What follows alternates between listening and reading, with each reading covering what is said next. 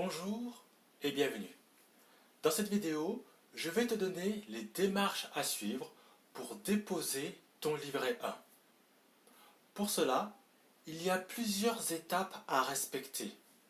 Premièrement, tu devras faire le bilan de ta situation pour voir si tu peux prétendre à la VAE.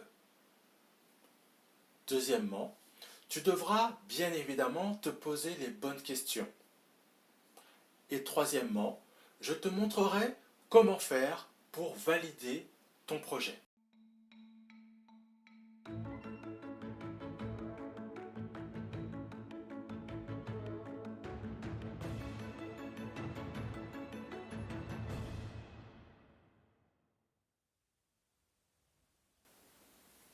Tout d'abord, tu devras recueillir les informations concernant la formation que tu as suivie, tes expériences professionnelles, et voire même des expériences personnelles. Comme par exemple, si tu as été président d'une association, il faut l'indiquer. Peut-être que tu participes activement à des actions bénévoles, syndicales ou électorales. Toutes ces expériences peuvent être utiles et peuvent représenter des éléments importants pour la préparation de ta VAE. Récupère aussi les informations concernant les formations initiales que tu as reçues ainsi que les formations continues. Lorsque je parle de formation initiale, eh bien cela correspond à la formation que tu as reçue lorsque tu étais encore à l'école. La formation continue, quant à elle, correspond aux différentes formations que tu as pu suivre en étant salarié ou peut-être même en étant demandeur d'emploi. Normalement, tu as déjà toutes ces informations sur ton CV. Et si c'est le cas, cela te sera très utile pour la composition de ton livret 1. Si ton CV n'est pas à jour, je t'invite à noter sur une feuille de papier la partie formation, donc en titre formation, avec les dates et les intitulés de formation. Et tu fais exactement la même chose pour tes expériences professionnelles. Tu marques d'un côté les dates et de l'autre les entreprises et tes expériences professionnelles, comme je te le montre actuellement à l'écran. Entre chaque expérience professionnelle, tu peux commencer à noter les tâches principales que tu as accomplies tout au long de ces expériences. Par exemple, si tu souhaites passer le diplôme d'auxiliaire de puériculture, tu noteras en dessous de la partie crèche, par exemple, accompagnement des mamans à la toilette, soins de l'enfant, animation de réunions avec les parents. Voilà, ça te donne une première idée des différentes tâches que tu accomplissais. Prenons un deuxième exemple. Si tu as été manager, tu peux noter, par exemple, fixation d'objectifs, accompagnement des équipes, recrutement, etc., etc. Tu commenceras ainsi à préparer les grandes idées que tu auras peut-être à développer dans ton livret 2.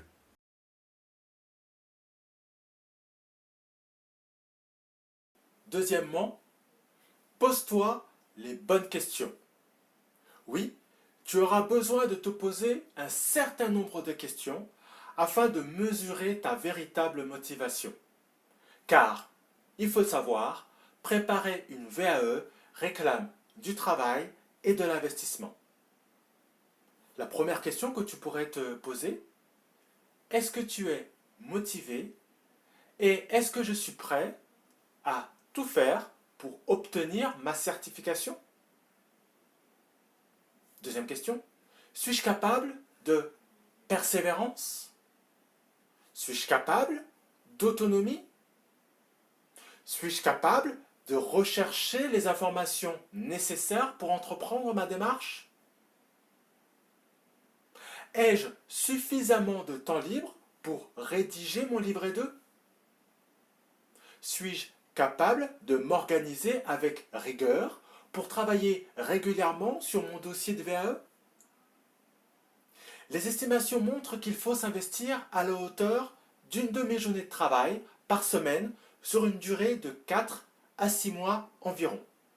Donc, si on part du principe qu'une demi-journée de travail représente 4 heures, donc au total, cela représenterait 96 heures. Est-ce que tu seras soutenu par ton entourage familial, amical, pour préparer ta VAE? C'est une question très importante, car le temps que tu investiras dans ta préparation de ton livret 2 sera du temps en moins à réserver à ta famille, à tes proches, à tes enfants. Et c'est un véritable investissement de prendre ce temps pour ta VAE. Es-tu véritablement prêt à cela? Personnellement, je pense que le coût en vaut la chandelle. En effet, si tu désires passer ton diplôme par le biais de la VAE, c'est que tu sais que son obtention va te permettre de changer ta vie. Donc, incontestablement, tu connaîtras un retour sur investissement. Peut-être que ce retour sur investissement sera financier. Peut-être que cela te permettra d'accéder à des fonctions plus élevées. Peut-être que tu seras reconnu sur ton poste et d'autres choses encore. Donc il faut bien réfléchir à cet investissement que tu vas mettre dans la VAE.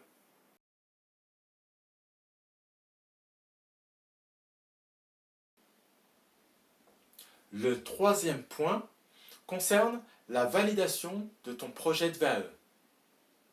Si tu ne sais pas quelle certification choisir, eh bien il faut te renseigner auprès des organismes qui proposent ces certifications en lien avec tes expériences. Tu peux consulter le répertoire opérationnel des métiers et des emplois. Tu auras identifié la certification que tu souhaites obtenir par la VAE et tu sauras donc quel est l'organisme qui le délivre. Avant de te lancer, informe-toi auprès de l'organisme certificateur sur les spécificités et les procédures de VAE. À la suite de cela, ta demande de VAE devra être adressée au ministère ou à l'organisme qui délivre la certification. Tu peux déposer qu'une seule demande par certification et jusqu'à 3 demandes pour des certifications différentes au cours de la même année civile. En clair, ça veut dire que si tu le souhaites, tu peux passer 3 diplômes différents par le biais de la VAE. 3 diplômes différents, 3 diplômes différents par 3 VAE par année civile. Qu'est-ce que l'étape de recevabilité? Une fois que tu as déposé ton livret 1, tu reçois une recevabilité qui rend officielle ta demande de VAE auprès de l'organisme certificateur. Maintenant, on va voir ensemble sur mon ordinateur 2 types de livret 1 que tu auras à présenter à l'organisme. Voyons ça ensemble. Nous voilà maintenant sur mon ordinateur et là on va regarder donc le dossier de recevabilité, en tout cas une demande de recevabilité. Donc ce dossier concerne donc une majorité de diplômes. Pour ce qui concerne l'aspect, pour ceux qui souhaitent passer un diplôme en relation avec la comptabilité, donc c'est un autre livret 1 que je vais vous montrer par la suite. Donc là, comme d'habitude, quand on remplit donc des documents légaux, donc le nom de naissance, prénom, l'académie dans laquelle on va passer la VAE. Ensuite, donc si on continue, donc on voit ici qu'il y a le nom, prénom à remplir, une petite case à cocher si on a pris contact avec donc le DAVA, qui représente le dispositif académique de validation des acquis. Donc c'est un organisme qui existe et qui peut t'accompagner dans le cadre de la préparation de ta VAE. Donc ensuite, D'autres questions par rapport donc à ce dépôt du livret 1. Est-ce que tu as utilisé donc le bon modèle? Est-ce que tu indiques, est-ce que tu mets, est-ce qu'en pièce jointe donc les documents nécessaires? Est-ce que tu as gardé une copie? Donc ensuite, on te demande des informations contenant en rapport avec le livret 1. Donc on va vite passer. Tu regarderas ça, à tête reposée. Donc une précision, le livret 1 est conservé durant 2 ans par le DAVA. Donc ce qui veut dire que si tu dépasses ce délai, il faudra envoyer un nouveau livret 1. Donc en clair, après avoir déposé ton livret 1, tu as 2 ans pour passer ton examen. Donc comme tu peux le voir dans la rubrique 1, tu rentres toutes les informations personnelles concernant donc ton nom, ton adresse, ta commune de naissance, etc., etc. On te demande également quel est le dernier emploi occupé. Je vais faire peut-être un peu plus gros pour que ça puisse être plus lisible. Donc, est-ce que tu as eu une activité dans une association? Quel était le type d'emploi que tu as occupé? CDI, CDD ou intérim? Est-ce que tu as reçu des allocations chômage? Donc, par rapport à tes diplômes, donc quelle est ta dernière classe suivie? Quel est le diplôme que tu as obtenu? Donc ici, sur ce document-là, tu vas devoir eh bien, indiquer un ensemble d'informations par rapport à ton expérience professionnelle, donc l'emploi, la fonction que tu as occupée, nom et lieu de l'entreprise, quel est le secteur d'activité, quel était ton statut dans l'entreprise, ton temps de travail, le nombre d'heures que tu occupais, nombre total effectué donc, dans cet emploi, donc c'est pour bien valider que tu as suffisamment d'expérience, la période dans laquelle tu as travaillé dans cet emploi, et ici dans la partie 8, les activités que tu as exercées. Donc plus tu en mettras, plus ça prouvera donc à l'organisme de certification que tu as les compétences et l'expérience pour pouvoir prétendre au diplôme pour lequel tu vas postuler. Donc on va te demander de justifier l'expérience.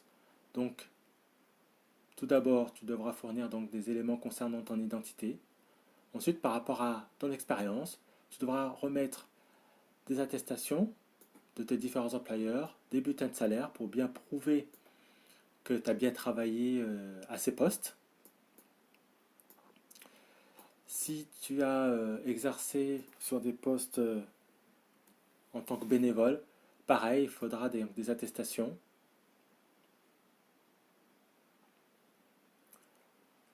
Et également donc une déclaration sur l'honneur de la conformité et de l'exactitude des informations que tu as indiquées, comme quoi que tu ne racontes pas n'importe quoi dans eh bien, ce livret 1. Ensuite, donc pareil, on te demande d'autres informations par rapport à ton expérience. Donc on va directement à l'exemple. Emploi exercé. Donc ici, tu as 2 exemples, soit secrétaire de direction, soit maçon. Les activités, tâches, travaux, c'est-à-dire ici qu'il faut indiquer ce que tu faisais. Et ici, quels étaient donc le matériel que tu utilisais pour pouvoir accomplir eh bien, ces différentes tâches. Donc pareil, plus tu mets d'informations, mieux c'est. Ensuite, dans cette expérience, donc dans la rubrique de terre, on te dit qu'il faut mettre les activités que tu as accomplies en tant que salarié ou non salarié qui ne sont pas en lien direct avec le diplôme visé. Donc c'est facultatif, mais de mon point de vue, c'est toujours intéressant de mettre également ce que tu es capable de faire ou ce que tu as fait qui n'est pas en lien avec le diplôme. Ça, quelque part, ça ouvre des portes et puis ça montre surtout ta capacité à faire autre chose. Donc, bien que ça soit facultatif, pour moi, c'est important. C'est comme la mention sur un CV, la mention loisirs, activité autre, tu vois.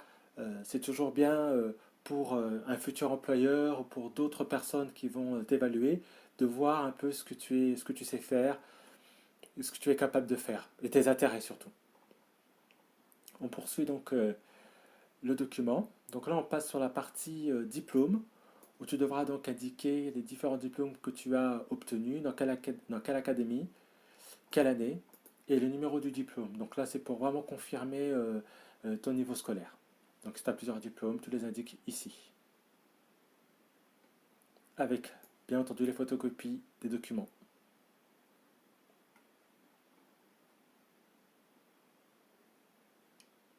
Donc ici, tu dois noter ton acte de réception de ta demande. C'est-à-dire qu'en fait, quand c'est toi qui remplis les documents et que tu recevras de la part du DAVA si ils acceptent ta recevabilité.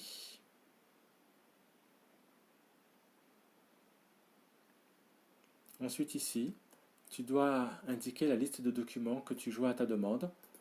Là ici, c'est pour tout ce qui concerne eh bien, ton identité, ton activité, si tu mets des certificats de travail. Donc en réalité, cette page, c'est vraiment indiquer toutes les pièces que tu envoies de manière à, voilà, s'il y a une perte de documents, et si on, ça pourrait représenter une preuve. C'est-à-dire que si tu as mis 4 certificats de travail et eux ils en ont que 2, il y a quelque chose qui ne va pas. Donc eux, ça pourrait leur permettre d'AVA de se rapprocher de toi, ou voir toi-même si tu as vraiment la certitude d'avoir mis le bon nombre de documents, d'être certifié que tu as mis tel nombre de pièces alors que eux ils en ont que 2. Donc voilà, ça permet de rassurer les deux parties. Donc ensuite, tu as une annexe 1 où on te donne une définition de différents termes que tu peux trouver bah, déjà dans les référentiels où tu souhaites passer ton examen, mais également dans son document. Par exemple, qu'est-ce qu'une activité, une attestation, une capacité, un CCP, un certificat de compétences professionnelles. Donc, ce n'est pas forcément des termes que tu dois connaître par cœur, mais cela te permet de connaître le sens des différents mots si tu ne les maîtrises pas. Donc voilà un référentiel. Tu vois, tu devras te baser sur surtout un référentiel pour pouvoir eh bien, faire le lien avec tes différentes expériences. Donc comme c'est indiqué ici, un référentiel est un document officiel habituellement lié à un titre ou à un diplôme dont il remplace le programme. Voilà. Donc je te laisserai regarder les différentes définitions qui te sont données ici. Ensuite, on te donne quelques explications sur eh bien, les raisons du livret 1, mais bon, on en a déjà parlé précédemment. Quelques suggestions également sur la manière dont tu peux remplir ton livret 1, les pièces à fournir, vos activités non salariées également, c'est-à-dire que si tu as ton compte, donc ce sont les non salariés, des modèles d'attestation, comme quoi que tu as bien travaillé dans certaines entreprises, une attestation de fonction bénévole si tu étais volontaire pour une association, donc le document est déjà prêt. L'idée ici, c'est que tu as déjà tous les documents qui sont prêts et à ta disposition à présenter directement à tes employeurs ou aux associations pour lesquelles tu as travaillé. Comme ça t'évite comme ça te galère moins pour pouvoir eh bien, trouver des documents qui seront valides auprès du DAVA. Là, tu as directement les documents à ta disposition avec ton livret 1. Donc voilà, par rapport aux différents éléments à développer, à fournir pour présenter ton livret 1. Donc maintenant, on va s'intéresser à un autre livret. On va le prendre de suite.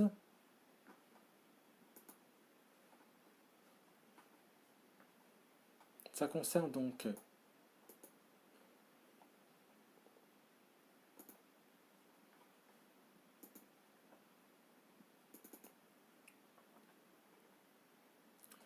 ici, c'est pour tous ceux qui souhaitent passer donc un diplôme en lien avec la comptabilité. Donc là, c'est vraiment au niveau supérieur. Donc le diplôme de comptabilité et de gestion, DCG, diplôme supérieur de comptabilité et de gestion, DSCG. Donc c'est un document qui est un tout petit peu différent. Donc il y a toujours les pièces à joindre. Donc là, il n'y a pas de différence à ce niveau-là. Donc on te fait un rappel sur la différence entre les deux diplômes. Et bien sûr, le DCG, il y a des unités supplémentaires. Donc on voit qu'ici, ça s'arrête à 7, pardon. Et ici, en revanche, il y a 12 unités. Donc toujours la liste des documents à fournir. Donc là, ça ne change pas. Ici, on te demande l'intitulé du diplôme que tu souhaites obtenir. Soit c'est le DCG, soit c'est le DSCG. Toujours les mêmes éléments à remplir, rien de changé. Ici, toujours ton expérience salariée à indiquer, avec un exemple qui est donné. Si tu as été chef de mission, le cabinet concerné, quel était le secteur d'activité. Donc ici, les questions sont tout de même un peu plus précises, mais ça, c'est en lien avec le diplôme. Ensuite, pareil, tu indiques les pièces, donc c'est indiqué ici les pièces à joindre à ta demande. La déclaration sur l'honneur. Tu dois noter ici ton expérience. Donc là également, il y a des exemples qui sont donnés.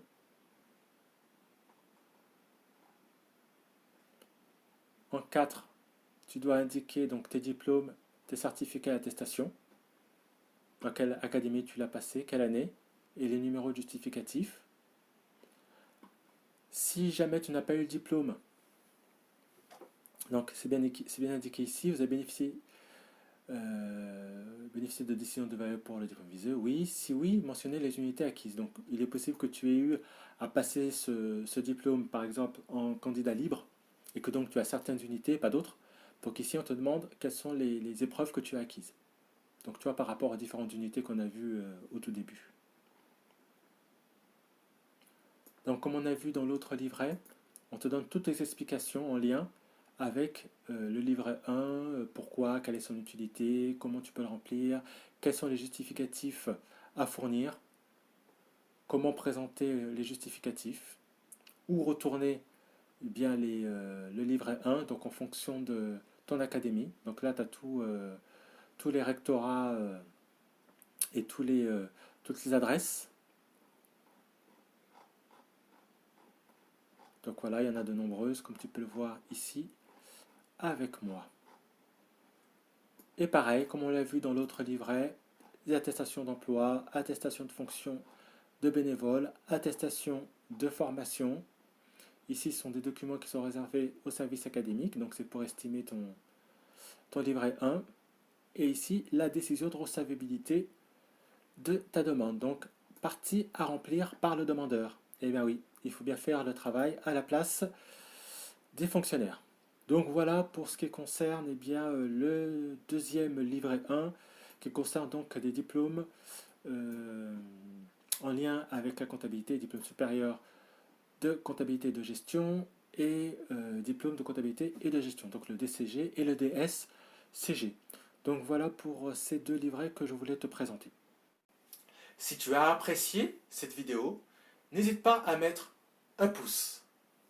Si tu souhaites avoir plus d'informations sur les formations que je propose ou les coachings que je propose, tu peux trouver tout cela dans la description. Je te dis à bientôt pour une prochaine vidéo.